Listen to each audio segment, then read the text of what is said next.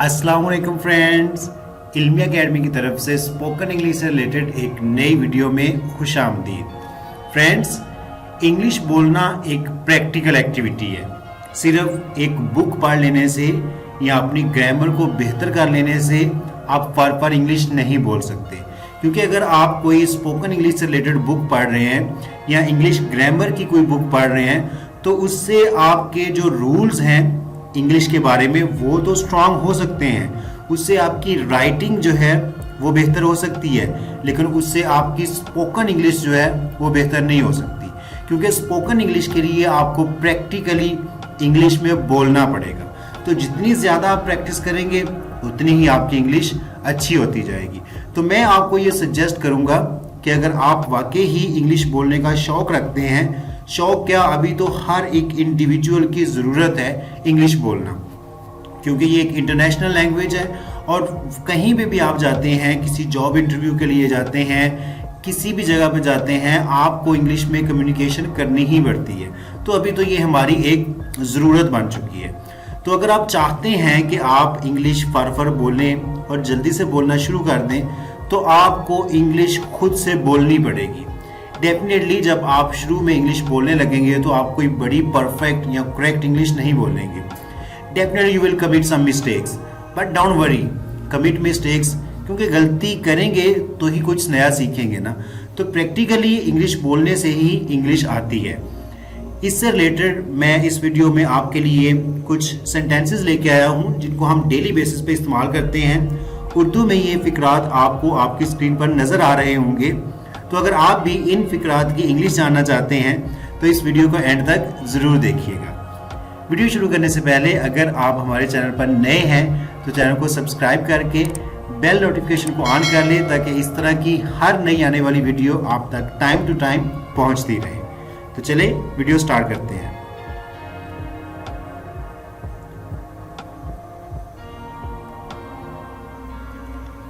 गुस्सा मत करो, इसको इंग्लिश में क्या कहेंगे?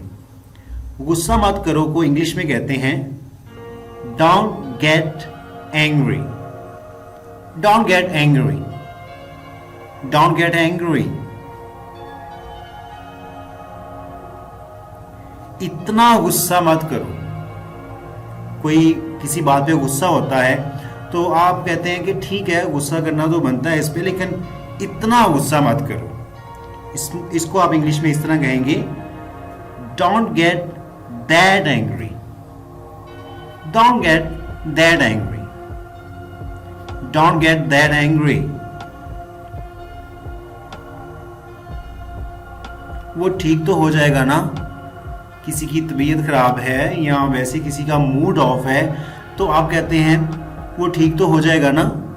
तो इसको इंग्लिश में कहेंगे he will get better, right? इसमें भी आप किसी से एक तरह से क्वेश्चनिंग के अंदाज में पूछ रहे हैं। he will get better, right? he will get better, right?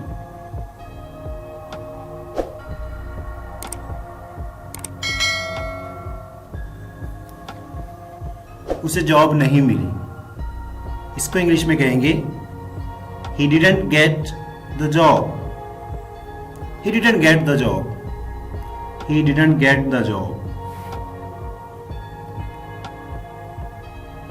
थोड़ी चाय ले आना। Get some tea. Get some tea. Get some tea. मुझे 6 बजे जगा देना। आपको सुबह जल्दी उठना है तो आप अपने किसी फैमिली मेंबर को कहते हैं जो कि जल्दी उठ जाता है कि मुझे 6 बजे जगा देना। तो इसको इंग्लिश में कहेंगे get me up at 6 o'clock। Get me up at 6 o'clock।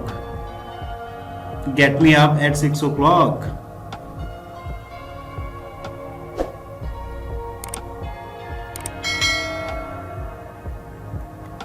रेलगाड़ी पर चढ़ो, यानी कि रेलगाड़ी पर सवार हो जाओ।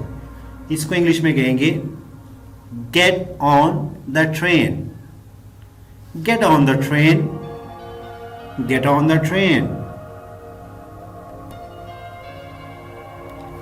रेलगाड़ी से उतर जाओ। इसको इंग्लिश में कहेंगे get off the train, get off the train, get off the train. मुझे ये समझ नहीं आया। आपको कोई बात बता रहा था तो आप उसे कहते हैं मुझे ये समझ नहीं आया, तो इसको इंग्लिश में कहेंगे I didn't get it, I didn't get it, I didn't get it.